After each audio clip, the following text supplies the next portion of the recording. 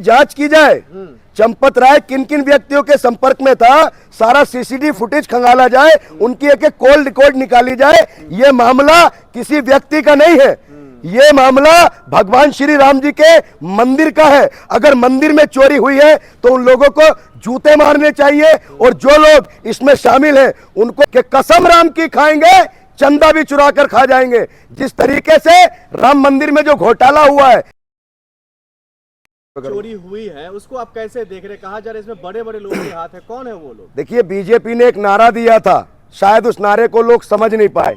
भाजपा ने कहा था कि कसम राम की खाएंगे, मंदिर वहीं बनाएंगे। मंदिर तो बना दिया, लेकिन एक नारा देश की जनता भूल गई कि कसम राम की खाएंगे, चंदा भी चुरा कर खा जाएंगे। जिस तरीके से राम मंदिर में जो घोटाला हुआ है उसमें बड़े बड़े लोगों के नाम सामने आए और उनके खिलाफ लोग बोलने से डर रही है। मैं नहीं कह रहा सर, ये ब्रजभूषण शरण सिंह खुद कह चुके हैं कि इसमें ऐसे लोग शामिल हैं जो बहुत बड़े लोग हैं। तो जिस तरीके से राम मंदिर के नाम पर जिस तरीके से चोरी की जा रही है, ये देश की जनता इन चंदा चोरों को माफ नहीं करेगी। ये बताइए, भगवान श्री राम के नाम पर जो पार्टी वोट मांगती हो, जो पार्टी सत्ता बनाती हो, जो पार्टी तमाम देश में इनके नाम पर अपनी सत्ता चला रही हो, और भगवान श्री राम जी के मंदिर से चोरी होना, यह साफ दर्शाता है कि ये राम भक्त नहीं है, ये लोग सत्ता के और पैसे के लोभी हैं। जांच भी हो रही है, उसका रिजल्ट आने दीजिए, पहले ही आप लोग नहीं, चंपत राय कौन है? वो चंपत राय चंपत लगा दिया ना। जो चंपत राय पकड़ा गया है वो कौन है? ऐसे तथ्यों पर जांच होनी चाहिए।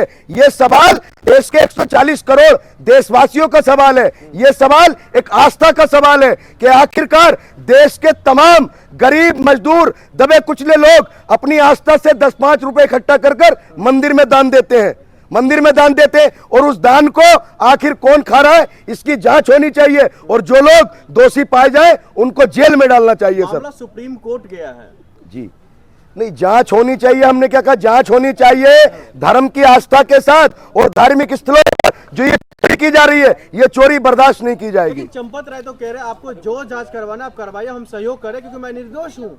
नहीं, निर्दोष है तो पैसा जो कैश मिला है वो किसका है? ये बताइए। आप अगर बैंक में काम कर रहे हैं और बैंक में चोरी हो जाती है और पैसा आपके घर पकड़ा जाता है तो आप ही चोर हैं। चौकीदार ही चोर है, ये इस देश में साबित हो चुका है। चौकीदार नहीं रहा, आप चौकीदार ही इस देश में चोर है। योगी जी के राज में राम मंदिर में चोरी हो सकता है? नहीं, योगी जी के राज में इनकाउंटर हो रहा है, योगी जी के राज में बलात्कार हो रहे हैं, योगी जी के राज उनके जो जितने पुलिस के साथ उद्घाटन में माफिया बैठ रहे हैं, योगी जी के राज में चोरियां हो रही हैं, योगी जी के राज में भुखमरी है, योगी जी के राज में लोग सड़कों पर सो रहे हैं। ये योगी जी के राज में, योगी जी का कोई राज नहीं है, इस देश में संविधान का और कानून का राज है। उनके पुलिस पर भरोसा रखिए, एक एक को पकड़कर जेल में डालेंगे। तो डाले ना, कब डालेंगे? देश की जनता मांग कर रही है। ये सवाल किसी व्यक्ति राम मंदिर से जुड़ा हुआ है, जिसको बनने में 35 साल लग गए। कोर्ट के फैसले के बाद अगर उसी मंदिर की शाख है वो कहां बचेगी? राम मंदिर में चोरी होना यह दर्शाता है कि सिस्टम कितना करप्ट हो गया है। और जितने भी धार्मिक स्थल है, चाहे दरगाह हो या मंदिर हो, इन चीजों में जो लोग इनके रखवाले हैं, अगर इनमें चोरी होगी तो लोगों का विश्वास कम होगा। सर, सीसीटीवी भी खंगाले जा रहे हैं। अरे तो खंगाले जाए, जांच हो, तेजी से जांच हो, सीबीआई जांच हो, जो आरोपी है वो पकड़े जाए।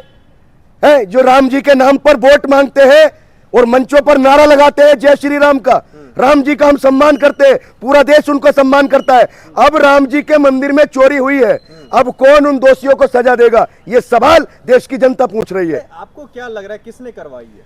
अरे किसने कराई है? चौकीदार ही चोर है। चौकीदार कौन? अरे जो लोग शामिल हैं उनकी जांच होनी चाहिए। वो कौन लोग हैं? आप तो नहीं गए चोरी करने, मैं तो नहीं गया ना। जो लोग वहां पर है उन्होंने ही चोरी की है ना, उनकी जांच हो। जांच होने के बाद उन पर कानूनी शिकंजा कसा जाए और ऐसे चोरों को जेल में डालना चाहिए। बीजेपी का हाईकमान चुप है इन मामलों पर। नहीं, बीजेपी क्यों चुप होगी? बीजेपी चुप इसलिए है क्योंकि मंदिर में चोरी का सवाल है।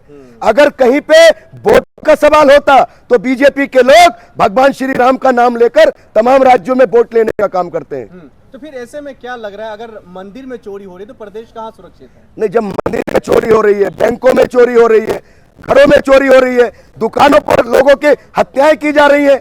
तो अगर चोरी हो रही है तो फिर देश सुरक्षित हाथों में कहां बचा है? अगर मंदिर में चोरी हुई है और हिंदू हृदय सम्राट माननीय योगी आदित्यनाथ जी उत्तर प्रदेश की सरकार में बैठे हैं और राम मंदिर में चोरी हो जाती है तो योगी जी को तत्काल इस्तीफा दे देना चाहिए। जिस व्यक्ति से मंदिर न संभल रहा हो जिसके प्रशासन से, तो ऐसे लोगों को सत्ता में रहने का कोई अधिकार नहीं है। पुख्ता सबूत भी नहीं मिल रहा है ना। नहीं तो सबूत मिलेगा, जांच होगी। सबूत अगर यहीं पे कोई मुसलमान एंगल होता तो उसको पाकिस्तान से जोड़ने का काम करते, लेकिन जब अपनी नाकामी छुपाने की बात आती है तो सारी जांचें उसी तरीके से खारिज हो जाती है जैसे अभी तक यह पता नहीं चला देश की जनता को कि 350 किलो आरडीएक्स कहां से आया था पुलवामा में। अगर चंपत राय इन मामलों में मेन मुख्य आरोपी है तो क्या उसके घर पर बुलडोजर चलना चाहिए? नहीं, देखिए हम बुलडोजर का समर्थन नहीं करते। बुलडोजर किसी समस्या का समाधान नहीं है। तो फिर जो कोर्ट कचहरी जितने भी अदालतें बनाई हैं इनमें ताला लगा दो। ये बुलडोजर से न्याय नहीं होगा।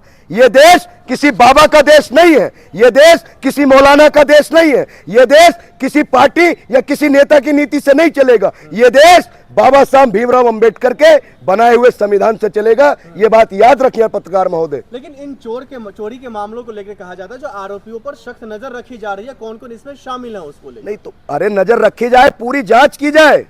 चंपत राय किन किन व्यक्तियों के संपर्क में था, सारा सीसीटीवी फुटेज खंगाला जाए, उनकी एक एक कॉल रिकॉर्ड निकाली जाए। ये मामला किसी व्यक्ति का नहीं है, ये मामला भगवान श्री राम जी के मंदिर का है। अगर मंदिर में चोरी हुई है तो उन लोगों को जूते मारने चाहिए और जो लोग इसमें शामिल हैं उनको इसका पर्दाफाश होना चाहिए और दूध का दूध और पानी का पानी होना चाहिए। अखिलेश यादव जी जिस तरीके से मामलों को उठाया, कहा जा रहा है वो राजनीति कर रहे हैं चोरी वाले मामलों पर 2027 को देखते हुए। नहीं, राजनीति कर रहे हैं। अखिलेश यादव कौन है? विपक्ष के नेता है। अगर सरकार की नाकामी पर अगर विपक्ष का नेता नहीं बोलेगा, सवाल नहीं उठाएगा, आप दलाल पत्रकार तो बिक गए हैं। पत्रकार तो कोई सवाल पूछता ही नहीं, बस मोदी मोदी करने में आप लगे रहते हैं, सरकार के चाटने में लगे रहते हैं। अगर विपक्ष का नेता सवाल सरकार से नहीं पूछेगा तो आप पूछेंगे। अगर अखिलेश यादव ने सवाल उठाया है तो कहीं ना कहीं किसी हद तक वो सही है। जो राम जी को अपना आदर्श मानते हो, राम जी के नाम पर वोट मांगते हो और उसी राम मंदिर में अगर चोरी हो जाती है तो ये भाजपा का फेलियर है। अब हिंदू संगठन कह रहे हैं भाई इसमें समाजवादी पार्टी का ही हाथ है। नहीं, हिंदू संगठन तो इस देश के सुप्रीम कोर्ट से भी बड़े हो गए। जहां कोई हत्या हो जाए और हत्या करने वाला मुसलमान हो तो वहां पर जाकर वो बुलडोजर भी चलवा देते हैं, एनकाउंटर की मांग करते हैं। लेकिन अगर अपराधी मुसलमान ना हो तो उनके मुंह में दही जम जाता है। वो बुलडोजर की मांग नहीं करते, एनकाउंटर की मांग नहीं करते, हाय हुल्ला नहीं करते। बच्चों का पेपर लीक हो जाए, ये ऐसे संगठन जो देश को बांटने का और बर्बाद करने का काम कर रहे हैं, ऐसे संगठनों पर प्रतिबंध लगना चाहिए। क्या लग रहा है इस जो चोरी से हिंदुओं का जो जिस तरीके से आहत भावनाएं हुई है, इसका फिर जो समाधान क्या है? नहीं, समाधान यही है, चोरी पकड़ी जाए। आखिर चोरी किसने की है? यह सवाल आस्था का है, यह किसी व्यक्ति का नहीं है।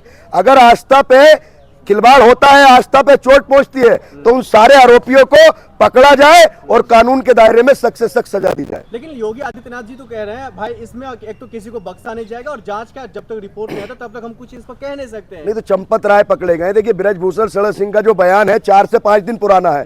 उन्होंने कहा अगर मैं इस पर बोलूंगा तो बड़े बड़े लोग शामिल है, मैं दिक्कत में आ जाऊंगा। तो वो उन लोगों का नाम सामने लेकर आए। देश पूछना चाहता है, प्रदेश की जनता पूछना चाहती है आखिर वो बड़े नाम कौन है। क्या लखनऊ